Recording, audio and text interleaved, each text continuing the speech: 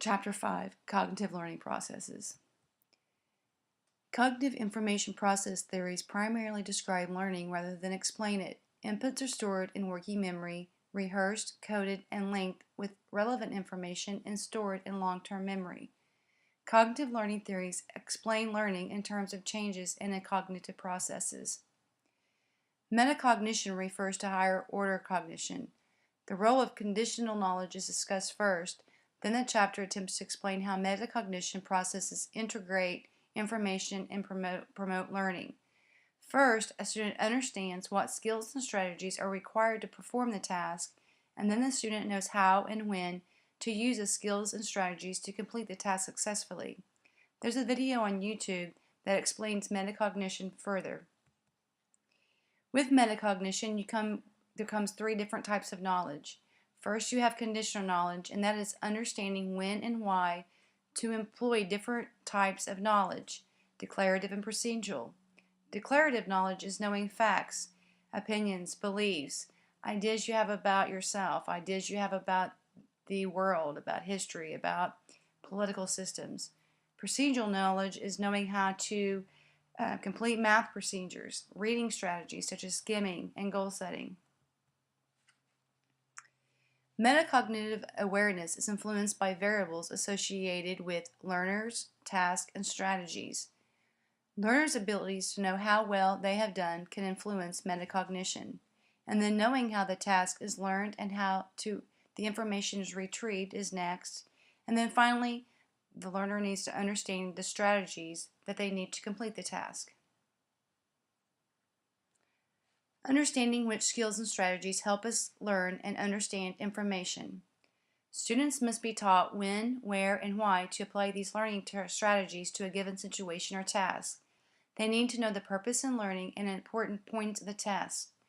Students also need to apply what they are learning to real-world situations and events, and providing feedback to student successes is important for self-efficacy. Much of cognitive learning involves concepts. Concepts are sets of objects, events, and symbols that have shared attributes and characteristics. Concept learning requires higher order processes of former mental representations of important attributes. Finding relationships with features of events, facts, and texts can help learners acquire concepts faster, better, and clearer. The configuration of features in a concept learning task can be varied to different concepts. A conducive concept is when two variables have two or more similar features, such as two circles that are red. A disjunctive concept is represented by one or two or more features, such as two circles of any color. And a relational concept specifies a relationship between features must be present. For example, the number of objects on the figure must outnumber the number of borders, but the type of object and color are not important. Theories of concept learning include forming a hypothesis and developing prototypes to classify concepts. Prototypes are the similar features an object has, like I discussed with conducive, disjunctive, and relational concepts. Learners need to have a basic prerequisite aptitude to differentiate between stimulus features. Concept learning also depends on learner attributes such as age and prior knowledge. Concept learning requires the students to identify certain attributes and generalize them into new information and examples. Students must see commonalities and the difference in content to gain new knowledge. Motivation is also necessary for conceptual change. There are 4 conditions that need to be present for motivation. They are a dissatisfaction with one's current conceptions. The new conceptions must be comprehensible. They must see how it fits with other understandings and how they can apply it. And the new concept must be fruitful. They must have something to gain from conquering this ability. Problem solving. One of the most important types of cognitive processes is problem solving. A problem exists when a student is trying to meet the objectives but doesn't have the prior knowledge to attain it. There's a video on YouTube about problem solving that you can watch that explains it. Historical perspectives on problem solving include trial and error, insights, and heuristics. Trial and error is when we perform the task until it works correctly. Insights is when we develop a sudden awareness to solve the problem.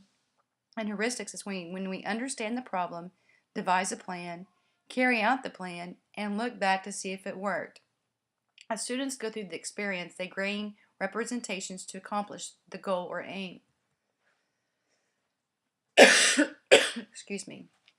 General strategies can be relevant to problems from different realms without regard to content. These strategies are generate and test, means ends analysis, analogical reasoning, and brainstorming. Generate and test works best with problems with multiple solutions that can be ordered in terms of likelihood and where one least solution is apt to solve the problem. Means ends analysis is when we compare the current situation with the goal and identify the differences between them. Analogical reasoning is when we draw analogies between the problem situation and a situation that is similar.